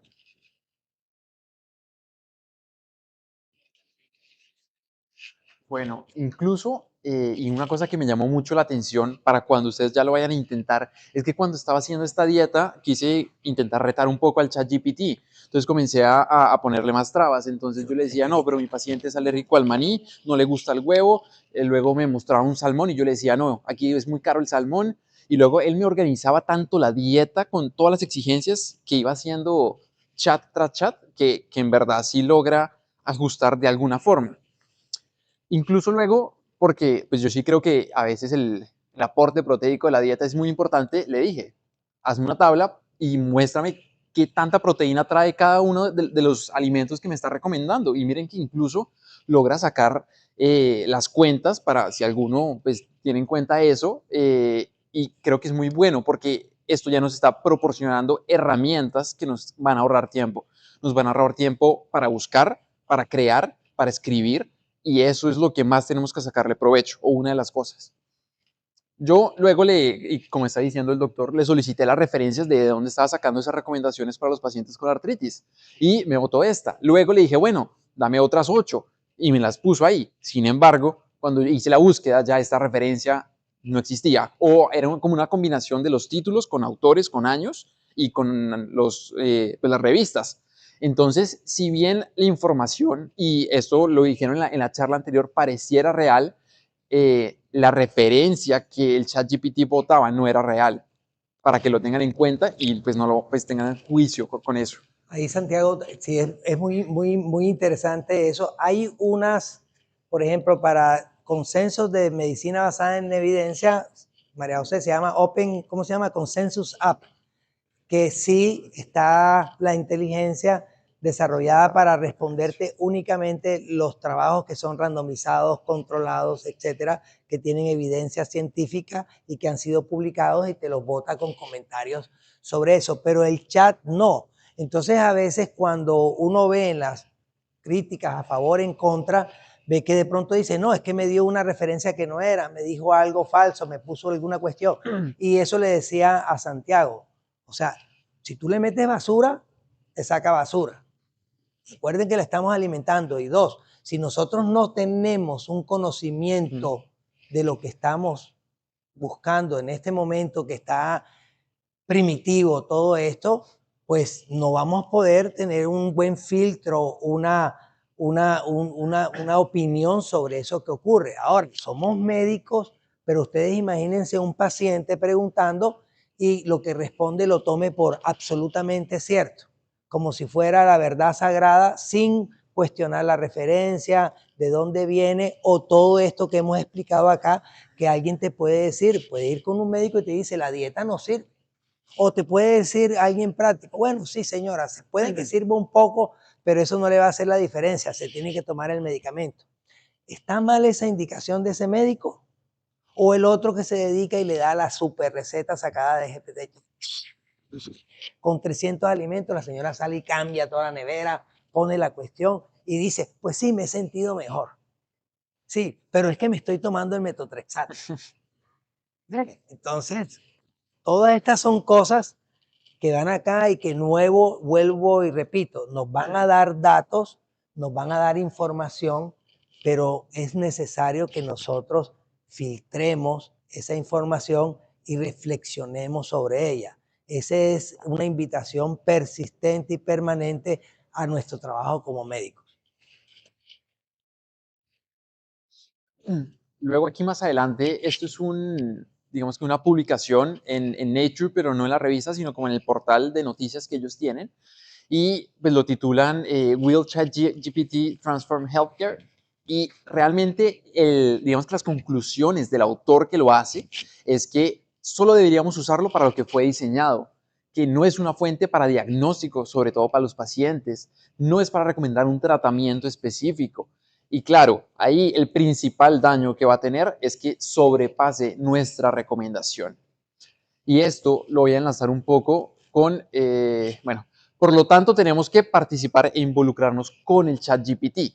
Si no lo conocemos, nunca vamos a poder involucrarnos lo suficiente como para conocer sus límites. Aquí, más adelante, hay otro artículo que realmente es una editorial que hacen, pues que realmente habla ya del ChatGPT y los reumatólogos. Entonces se preguntan, ¿podría el ChatGPT reemplazar a los reumatólogos? ¿Qué hicieron ellos? Escribieron o le preguntaron al ChatGPT que escribiera una editorial para la revista de ellos. ¿Qué encontraron? Que esto permite el análisis de información compleja, pero no reemplaza el pensamiento crítico, la experticia y la experiencia. Y esto es una de las cosas más importantes que me gustaría que se lleven de la charla y es úsenlo, usémoslo, entendámoslo, veamos cómo le podemos sacar el mayor provecho, pero en nosotros y los pacientes tienen que saberlo, es que está el pensamiento crítico, la experticia y la experiencia. Ellos hicieron dos chats y lograron dos resúmenes. Y con esto lo que quiero pues, hablar un poco es que, miren esto, acá habla ChatGPT que es muy probable que la inteligencia artificial reemplace a los reumatólogos en cuanto a la editorial, o sea, a cómo escribimos, a cómo nos expresamos. Y eso lo vimos en el estudio de JAMA. ChatGPT redacta mejor que nosotros. Sin embargo, aquí hablan, miren cómo la habilidad de nosotros, en este caso el reumatólogo, para entender los contextos social y emocional es completamente irreemplazable. Y eso es lo que la inteligencia artificial nunca va a lograr y lo que nosotros tenemos que pues, perdurar haciendo.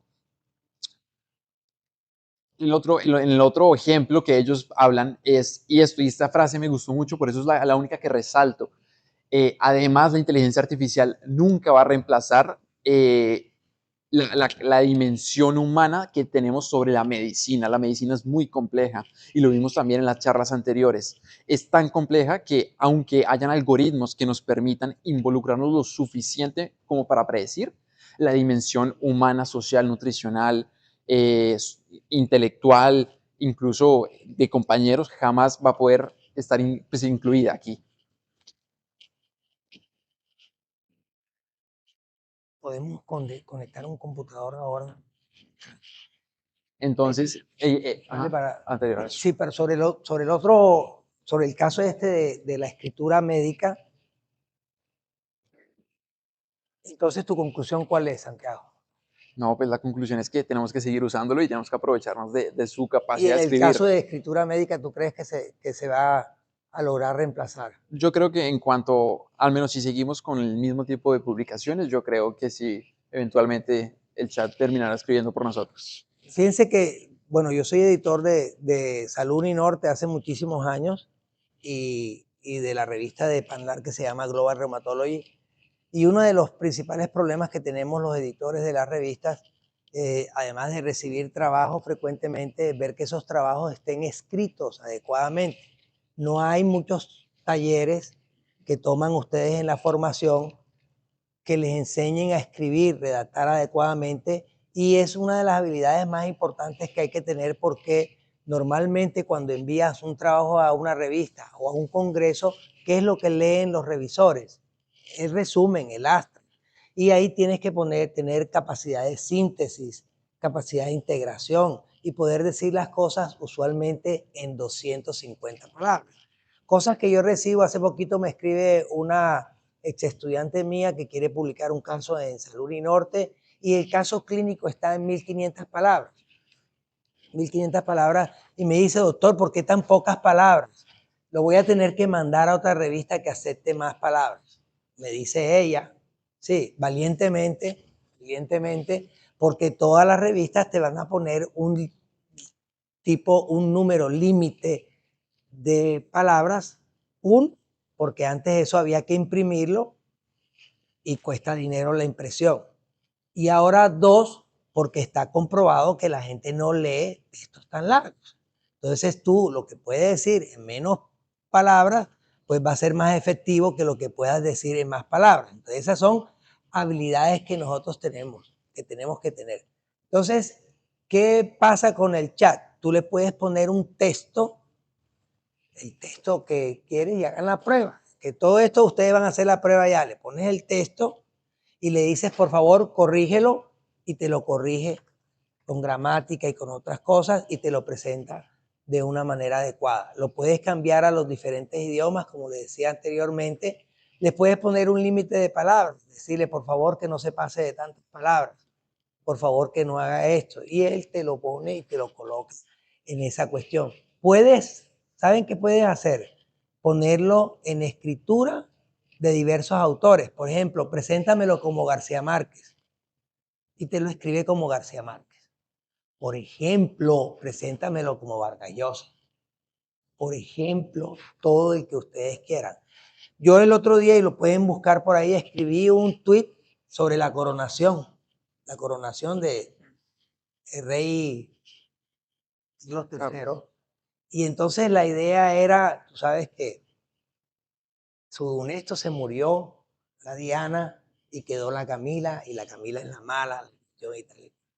Y entonces yo quería decir algo así como poético y le escribí al chat, pónmelo como si fuera un cuento. Y entonces me contesta el chat, no puedo hablar de personas mal, esto, lo otro. Digo, no, yo no quiero hablar de las personas, no quiero que digas nombres, solamente quiero que pongas la situación. Esta señora, la primera esposa se murió, le pegó cachos con esto, eso, y eso como que es malo.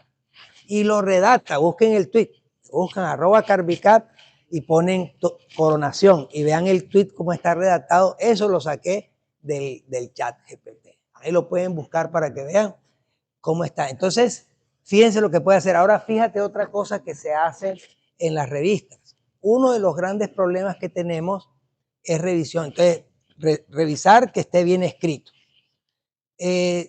Revisión por pares. Tenemos problemas para conseguir pares que revisen los artículos. El par, tú le mandas a 2 pares, par 1, par 2, revisan el artículo y te dice, el artículo me gusta por esto, tiene que mejorar esto, por esto, tiene este problema de redacción, esto, otro, y le falta esta información, esto, lo otro. El otro te dice, a mí no me gustó, esa información ya está publicada, es una porquería, creo que no deben aceptar el trabajo, etc. Los revisores no les pagan por ser revisores, sí, porque siempre se ha considerado un honor, aunque las revistas que cobran procesamiento por cargos, ellos sí hacen lucro con eso, diferente de una revista universitaria. Entonces se tardan en responder los artículos, se tardan en responder los comentarios, y una de las cosas más graves que hay en publicaciones científicas es que a veces te eternizas en que te publiquen un artículo 1, 2, es una de las cosas que pasa. Bueno, tú pones ese artículo y lo metes en el chat y el chat te hace inmediatamente el comentario y te dice la opinión. Está bien, aporta esto, coloca esto, pone esto y te lo pone en contexto de cómo está. Entonces, aquí viene el punto de las referencias que decías tú. ¿Y con qué referencias me sustenta esto? Tiene toda la información dentro y te puede decir en qué está el tema. Entonces, les hago esta pregunta a ustedes. ¿Aceptarían que el chat fuera revisor de un artículo científico? Levanten la mano los que aceptarían que el chat fuera revisor. Ya hay publicaciones donde el chat sale como autor. Lo piensan, ¿verdad? Entonces, probablemente, Santiago decía ahora muy tajantemente, mientras nosotros tal cosa, decía, mejor dicho, no porque nosotros no sé qué tal cosa. Yo todo lo que él digo le agrego el por ahora. Por ahora. Por ahora. Somos más empáticos por ahora. Somos por ahora. Y hay muchos doctores que no. Ojo. Ojo. Hay muchos doctores. ¿Se vieron la película Her? ¿Quién? Levante la mano, ¿quién se vio Her? Ajá, y cuéntanos qué experiencia tuviste con Her. Her, el protagonista, se enamora de una inteligencia artificial. Es un tipo solitario, un poco meditabundo, no sé qué, y en su mundo, pues, encuentra esta robot que está ahí, y la robot después lo máximo y se termina enamorando de la inteligencia artificial. ¿Crees que eso pueda pasar? Nos podemos enamorar de un robot. Estamos como las películas. ¿Quién dice que sí nos podemos enamorar de un robot? Nadie levanta la mano. Nadie. Bueno, imagínense ustedes, no decían, ojo con esto, no decían que uno no podía tener citas en línea. Y las personas en línea se conocen muchas veces sin siquiera haberse visto. Y a veces la foto es una mentira. Sí, y la gente se enamora de las palabras. Y la gente se enamora de la situación y siente como un feeling ahí. Incluso hay unos dicen el amor tuitero y cosas de esas que tienen, porque hay como empatía entre las personas por las opiniones, lo que hay. Entonces, yo creo que todavía podemos reconocer inteligencia artificial y que va a haber cuestiones, pero cada vez es sorprendente lo que está ocurriendo. La otra cosa importante ahí, Santiago, fíjate, también nosotros tenemos una revista, la de PANLAR, Global Rheumatology, es una revista en 3 idiomas, español, inglés, portugués. Mantener un equipo editorial para publicar en 3 idiomas es costoso. En los congresos también se hace traducción simultánea en los 3 idiomas. Mantener traducción simultánea es costoso. ¿Por qué razón lo hace la Liga Panamericana? Porque parte de la base de que todo el mundo no tiene la misma proficiencia del idioma y que aprendemos mejor en nuestro idioma nativo. Por más que yo hable bien inglés o portugués o lo que sea, mi idioma materno es el español y voy a aprender mejor siempre que tenga las cosas en ese idioma. Entonces, llegar al idioma materno va a ser mejor. Pero ya hay programas de inteligencia artificial que te traducen automáticamente lo que tú estás diciendo en un idioma y te lo ponen en otro. Es decir, que esto, yo no creo que tarde más de 5 años que yo pueda estar aquí hablando español y usted tenga un audífono y inmediatamente me esté escuchando en inglés o me esté escuchando en francés en tiempo real. Entonces, ¿para dónde vamos? ¿Para dónde vamos? ¿Nos oponemos? Salieron, esto hay que analizarlo aquí en los aspectos éticos. Salió la carta que firmaron más de 1000 científicos, no sé qué tal cosa, que hay que parar la inteligencia artificial por lo menos 6 meses, que esto es estruendoso. Lo replicaron por muchas partes, pero yo digo, pero es que la mayoría de los que firmaron tienen proyectos de inteligencia artificial. ¿Qué tal? Paren 6 meses. Salió otro y paren 6 meses para ver qué hacemos, para ver cuándo los empezamos. ¿Qué opinas, Fabián? Ah, ¿tú pararías? No pararía, ¿verdad? Entonces, esto se va a seguir desarrollando en tecnología. Hay una ley de la apropiación de la tecnología que con modelo matemática demuestra 2 cositas muy sencillas de cómo adopta uno tecnología. Y esas 2 cositas son muy sencillas. Uno, que funcione lo que tú quieres adaptar. O sea, que sirva, que tenga un sentido de utilidad y tú lo adaptas. Y 2, que sea fácil de utilizar. Esas son, de todas las variables que salen, las 2 que más predicen quién va a adoptar una tecnología. Puede haber, por ejemplo, ustedes ven los teléfonos celulares, ahora todos ustedes son generación iPhone, sí, o Android, pero a nosotros nos tocó BlackBerry. ¿Quién les tocó BlackBerry? Sí, y acuérdense que uno por la edad puede separar, porque por ejemplo yo soy de los deditos de aquí y ustedes son de los deditos de este lado, ¿verdad? Tin, tin, tin, y así va separando las diferentes edades. ¿Y cómo será el teléfono del futuro?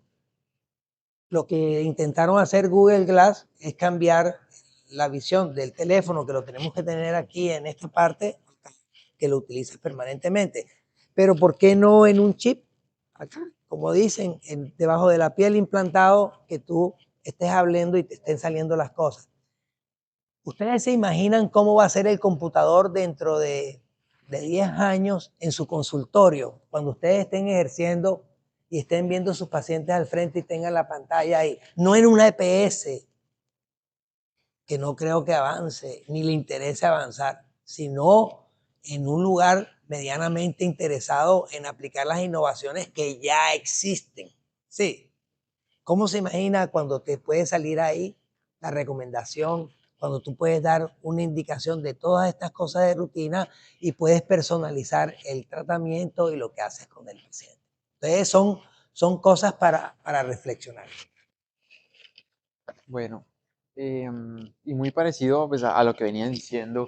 Miren la imagen de, pues, que aquí sale a la izquierda, y es la inteligencia humana versus la inteligencia artificial. El problema de nuestro tiempo no es la inteligencia artificial, es lo que hacemos con ella. Y quiero poner esta última diapositiva para que intenten ver como mi conclusión grande, y es que hay un punto de quiebre o un punto de unión entre el lenguaje y la comunicación, y es esa llave que fue el título, y es cómo lograr que la inteligencia artificial logre ser el puente del lenguaje y de la comunicación para lograr explotarlo todo lo que podamos.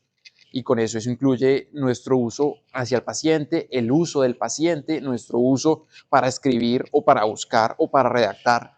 Y eso es lo que quisiéramos discutir con ustedes, si alguno tiene, sobre todo, comentarios que podemos hacer. Tratemos de ver si podemos conectar un computador y hacer preguntas que la gente quiera, el chat, para que las vaya respondiendo ahí en vivo y en directo, si podemos hacer eso. Y mientras me cuentan, por ejemplo, bueno, alguien que me cuente para qué utilizaría el chat después de escuchar estos ejemplos que hemos puesto acá. Maylin, ¿para qué utilizarías el chat? Sí, mil gracias. Eso, pásale ahí. Pasarle Vaya por pasándole todo, ahí al que levante la mano y me dicen en qué se le ocurre o ha utilizado o utilizaría el chat después de ver la charla esta. Y tú, Santiago, estás tratando de colocar ahí para que hagamos preguntas de eso.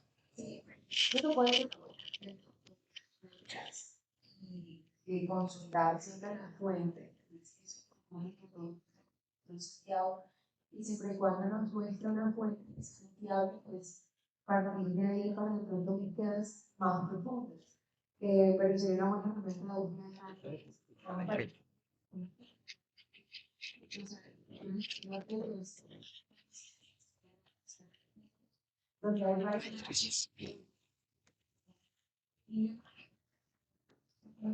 interesante. Entonces, ¿qué podría ser en esa situación? Sí, búsquedas rápidas.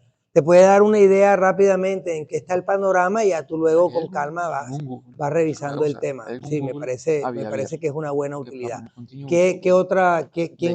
¿Alguien más que tenga otra idea que cree que lo pueda utilizar? Fabián, póngale a Fabián a ver qué dice Fabián, que es el ingeniero, a ver qué se le ocurre. Bueno, utilizamos el tiempo de desarrollo, trabaja 2 días yo utilizo mucho, la verdad. Por un ejemplo de cómo lo utilizas. Y utilizo también y el código cuando dice que diga el código puede darle una coma de más y el otro hace Hay en esto de las habilidades que debemos tener, por ejemplo, yo creo que nosotros debemos aprender a codificar. O sea, ya dice que los niños en el colegio tienen que enseñarles códigos y todas las cuestiones, pero tener un mínimo de entendimiento, que fue lo que tratamos de hacer con la conferencia del doctor Pino, que nos muestre qué podemos hacer con la herramienta, ¿me entiendes? Porque es que ya conocerla un poco más nos dice cuáles son las fortalezas que tiene, nos dice cuáles son las debilidades, cuáles son los aspectos éticos con los que tenemos que tratar cuando estamos viendo esto, qué podemos, hasta dónde es la extensión de lo que podemos hacer con esa información. Pero fíjense que hace unos años se molestaba, y es frecuente, por ahí hay un meme de eso de no recibo consultas por WhatsApp, por no sé qué, por no sé dónde, por esto, por lo otro. O el doctor Google, que los doctores a mí, o sea, le comienza el paciente, doctor, yo encontré en Google. Y el doctor enseguida furioso. Sí. Ahora imagínate el GPT chat. O sea, ¿qué paciente no llega con todo informado, con todo revisado, con todo buscado? Dígame cuál. Dígame si a ustedes le dicen tiene artritis reumatoide, si no va a buscar inmediatamente. Dígame cualquier enfermedad que hayan tenido. ¿Cuál es el pronóstico? ¿Qué me puede pasar con esto? ¿Cuál es el estadio? ¿En qué estoy? O sea, es lo más normal del mundo. Entonces, precisamente los pacientes van por seguridad con el doctor, por una opinión que ha podido analizar toda esa información que tiene y darle una opinión de apoyo, de respaldo, de ser una cosa centrada, medida, porque al final son números los que nos van a dar. Imagínense ustedes, por ejemplo, en medicina basada en la evidencia. Si a mí me dicen que el paciente A con el medicamento A mejora 80% y se muere 20%, y con el medicamento B mejora 90% y se muere 10%. Entonces, escoja usted cuál medicamento. Entonces, bueno, parece que el de 90 me va mejor, pero tiene 10% de posibilidades de morir. Entonces, les voy a poner el medicamento ese del 90%, que se muere en 10%, te mueres con sensación de ahogo, asfixiado, como si te hubieran estrangulado. Y el que te mueres del 20%, no sientes la muerte, sino que amaneces es indolor, no sientes nada. ¿Cuál prefieren? ¿Cuál de los dos medicamentos prefieren? ¿Quién prefiere el de 90%? Levanten la mano. ¿Quién prefiere el del 10 por el del 80%? Morirse por ahogamiento o indoloramente.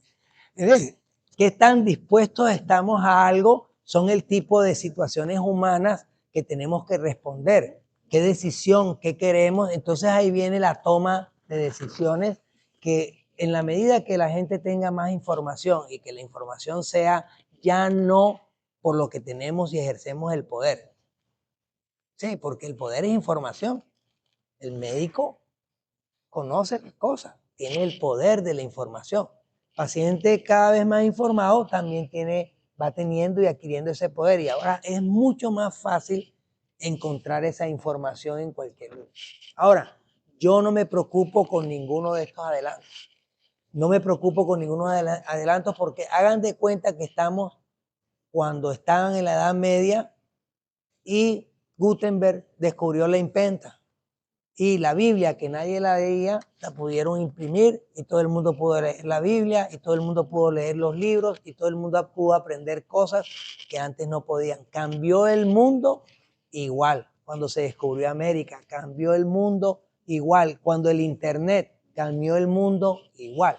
Simplemente tenemos que ir evolucionando con ese mundo, y dentro de comunicaciones hay una teoría que, en la teoría de la difusión de las innovaciones, va viendo la velocidad con que se va difundiendo la nueva innovación, cada vez es más rápida, pero al mismo tiempo que tiende a coexistir el mundo antiguo con el mundo nuevo. Por ejemplo, ustedes ven que la radio no se ha acabado. Ustedes ven que los periódicos todavía están. Ustedes ven que la televisión existe. Sí, y todo eso se predijo en su momento que se iba a acabar. Se acabaron, no, van evolucionando. La radio hoy en día, ¿cuántos podcasts no hay en todas partes? Y todos tenemos tiempo para escuchar y nos gusta escuchar, y hay diferentes formas de aprender. Entonces hay que asimilar la tecnología, hay que conocerla, hay que adaptarla y hay que balancear las cosas y los dos hemisferios que tenemos, irlos moviendo. Tenemos aquí el chat. ¿Qué pregunta quieren hacerle al chat? ¿Alguien una pregunta para el chat? Levante la mano el que quiera hacer una pregunta al chat, cualquiera que sea. Dale, venga, pásele a la jovencita de azul, que está hace rato aquí, quiere pasar. Una preguntita, la que se te ocurra, la van a escribir ahí. De lo que sea.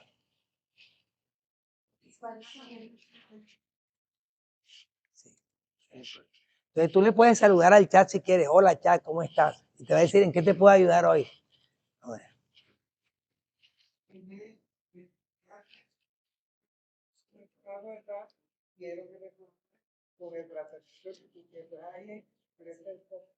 Vamos a probar si eso que tú dices es verdad.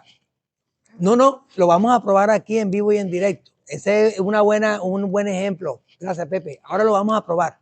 Él le va a preguntar inicialmente así, porque eso es importante. Dependiendo cómo pregunta, a veces dicen, es que me dio dos respuestas no fueron diferentes. Pues, ¿cómo preguntaste tú? Y que vamos a hacer la pregunta que hizo Pepe, pero después. Bueno, ¿qué respondió el chat, Santiago? Léelo. Sí, ahí es justo lo que sale. Léelo en voz alta. Bueno, en general, pues intenta al inicio dar una introducción de qué es el lupus, que no tiene cura, que la idea es un tratamiento controlador de síntomas, prevenir exacerbaciones, reducir inflamación. Luego enumera las opciones terapéuticas, antiinflamatorios, corticoides, inmunosupresores, antimaláricos y terapia biológica.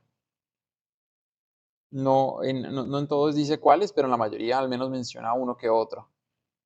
Ok, entonces te está diciendo las terapias. El doctor Sala va a revisar si está de acuerdo con la respuesta o tiene una objeción terminante contra esa respuesta. Ahora pregúntale, Santiago, dile que tú eres un médico especialista. Voy a hacerlo, pero en otro chat a ver si nos cambia la respuesta, porque como él guarda. Dale, bueno. Bueno, sí, cuando está él sabe la conversación que estás teniendo en una sesión, entonces te habla todo en contexto sobre la primera pregunta. Eso es bueno porque, bueno, estás comentando del tema. Quiero aprender más de esto, hacer la cuestión. ¿Ya vieron lo que respondió y en cuánto tiempo, Y ahora vienen las preguntas del doctor Salas que quiere corcharlo. Vamos a ver si el doctor Salas logra hacerlo. Sí.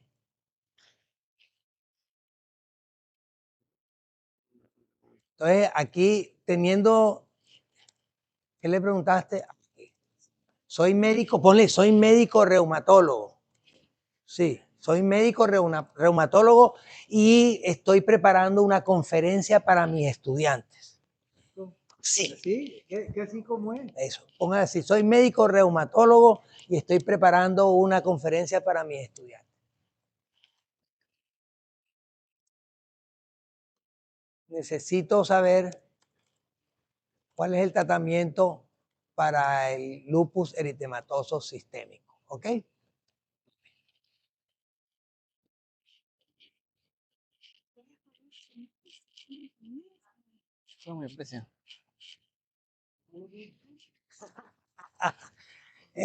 Dios, mi querido amigo. Exactamente igual.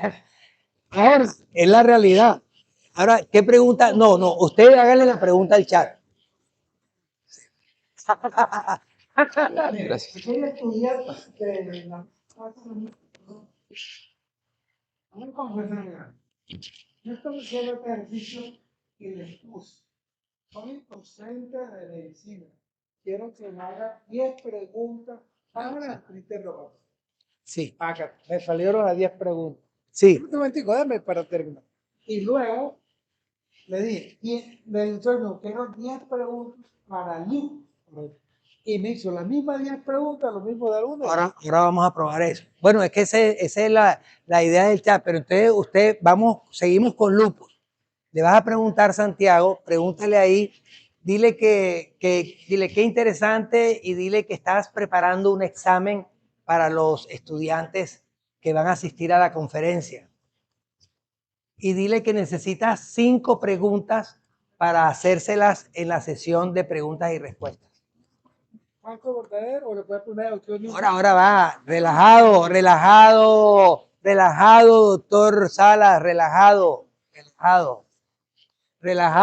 vamos viendo, relajado, ahora vamos, esto es random, aquí estamos como apareció, estamos simplemente explorando, como nos dijo Pino, Pino nos dijo, claro, estamos deslumbrados, esto deslumbra, pero después cuando le empiezas a averiguar, ya tú vas viendo qué beneficios tiene, qué no puede ser y todo, que es la idea también del taller. Entonces, ahí va. Estas preguntas, aquí están las preguntas. Sí, entonces, Pepe Salas, ahí tiene las 5 preguntas. ¿Cuáles son los órganos más comúnmente afectados? Menciona 2 tipos de medicamentos utilizados en el tratamiento. Tiene las 5 preguntas y el doctor Salas quiere además que esas preguntas se las hagan de falso y verdadero. Entonces ponle ahí, Santiago, por favor, ¿me podrías escribir las preguntas en formato de falso o verdadero? Vamos a ver qué responde. Lo que sí. Ahí está. Pregúntale si salieron o no. Ahí está, ahí está. Dice, los corticoides son medicamentos utilizados para controlar la inflamación en el lupus eritematoso sistémico. ¿Falso o verdadero? Ok, entonces, ahora vamos a ponerle a la cosa, ¿me las podrías escribir en una tabla? Ponle. Vamos a ver, que nos las haga en una tablita para mandársela a Paul. Estas son las preguntas del examen. Tardé toda la noche trabajando haciendo las preguntas. ¿Vieron?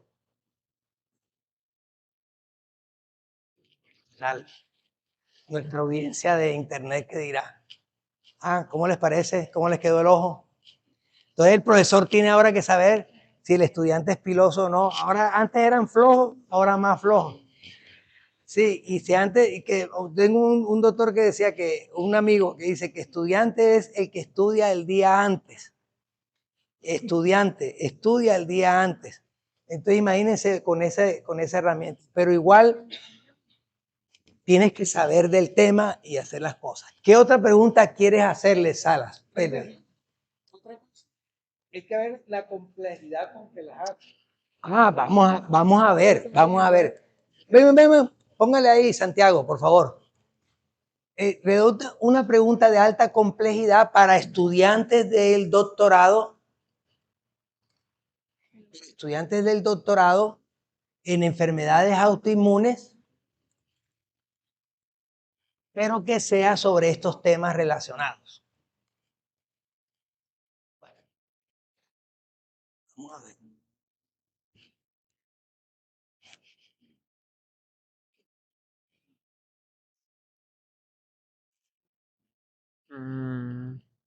Esta pregunta, mira, dice, el lupus eritematoso es una enfermedad autoinmune compleja y heterogénea que puede afectar múltiples órganos y sistemas. Implique en detalle los mecanismos inmunológicos subyacentes que contribuyen al desarrollo y la progresión del lupus eritematoso sistémico, incluyendo los desequilibrios inmunológicos, la producción de anticuerpos y la formación de complejos inmunes. Además, discuta cómo estos mecanismos pueden desencadenar la inflamación crónica y el daño tisular observados en el lupus eritematoso sistémico y cómo esta comprensión puede guiar enfoques terapéuticos más específicos y personalizados para el tratamiento de esta enfermedad. Examen de final para graduarse. Una tesis doctoral. Doctor Salas, ¿tiene alguna otra pregunta?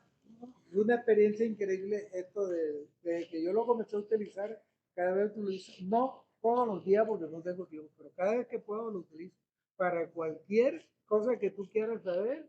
Bueno, preguntemos algo banal. Una pregunta tonta, que siempre se hayan, algo así como que, mejor dicho, dígame qué pregunta, Brenda. Una pregunta así como fuera de medicina, de lo que sea. Pregúntale a ver, ¿qué fue primero, el huevo o la gallina? ¿Qué nos responde? Esa es una buena pregunta. Sí, para terminar con esta pregunta, sí, ¿qué fue primero, el huevo o la gallina? Entonces fíjense que tanto profesores como estudiantes, todos tenemos un reto. Desde mi punto de vista, yo no voy a prohibir a nadie que utilice las cuestiones y todo, pero tenemos que saber y tenemos que investigar. Vamos a ver qué nos responde. Ahí tienes, puchica, la respuesta. Sin embargo, se puede argumentar que el concepto de gallina es subjetivo y depende de nuestra definición que consideramos como tal.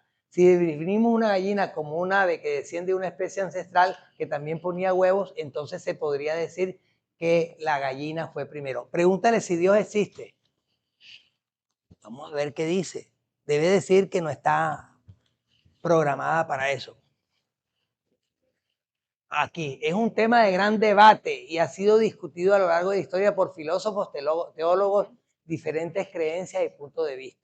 La respuesta es altamente subjetiva y además fíjense una cosa que tienen las respuestas, son políticamente correctas. Es impresionante la capacidad de redacción políticamente correcta que tiene el GPT chat. No sé cómo hace, además que te lo está botando en tiempo real. Es lo que digo, aquí no está nada preparado. Fue saliendo lo que fue saliendo y esa es la idea. Y miren lo que está respondiendo. Entonces, ¿qué te dijo? ¿Sabes qué te cree? ¿Sí o no? ¿Y qué te dijo cuando le pusiste a Santiago sí o no? No, me dijo que no está Como modelo autorizado no para está. tener una creencia ni una Entonces, opinión. acuérdense en las leyes de la robótica que supone que él no puede aprender por sí mismo la máquina, pero ahí es donde está la duda, porque parece que hay máquinas que sí. Doctor Salas quedó tocado ahí. Estudiantes de la Metro, ya saben que el doctor Salas, ¿dónde saca los exámenes? Mira, si tú le quieres preguntar cualquier cosa sobre la Biblia, etcétera, pierde todo lo que te pone. ahí está, lavado de pies, sanación de los pies, caminar sobre el agua, crucifixión. Solo algunos ejemplos de la relación simbólica. Ahí está. Entonces, bueno, entonces yo creo, Santiago, que el punto está probado en este taller. Es un desarrollo que hay que conocer. Tenemos que informarnos, tenemos que aprender, tenemos que discutir, tenemos que evolucionar con ese aprendizaje. Tenemos que también enseñar a nuestros estudiantes y a todos a desarrollar las otras áreas humanas que tenemos. Vuelvo y repito, ¿quiénes de aquí tienen un trabajo repetitivo y rutinario? Levanten la mano. Que consideren, bueno, todos los que tengan trabajo repetitivo y rutinario corren riesgo con un aparato de eso. Porque rápido el gerente rápido se dice, yo mejor tengo el chat ahí respondiendo todo esto que pagar 10 chatbots y hacer esta cuestión. 24 horas del día. 24 horas del día a toda hora. Entonces, va a cambiar trabajos, claro. Entonces, ¿qué tendríamos que hacer nosotros? Estar con los pacientes todo el día, actividades al aire libre, salir a... ¿Me entiendes? Otras cosas diferentes a simplemente pegados en una historia clínica de esas que tenemos que llenar 300 datos, sí, para que los analice Fabián allá, el de sistemas, que nunca mejora el software ni pone las cosas como debe ser y que siempre nos ponen pantallas para entorpecer lo que nosotros debemos hacer, que es saber hablar con el paciente y tener una relación empática. ¿Ok? Bueno, eso es todo. Muy bien. Qué bueno, bien, Santiago. Tenemos ahora cambio de taller, pero antes de eso, una visita a los cafés, por favor, chicos. Entonces, café, aliméntense bien de café y ahora van a la clínica que también está buenísima. Bien, Muchas gracias. bien, tú. ¿Está bien? Salió ni que lo vieron a preguntar. O sea, güey, robots. Siquiera. Ahorita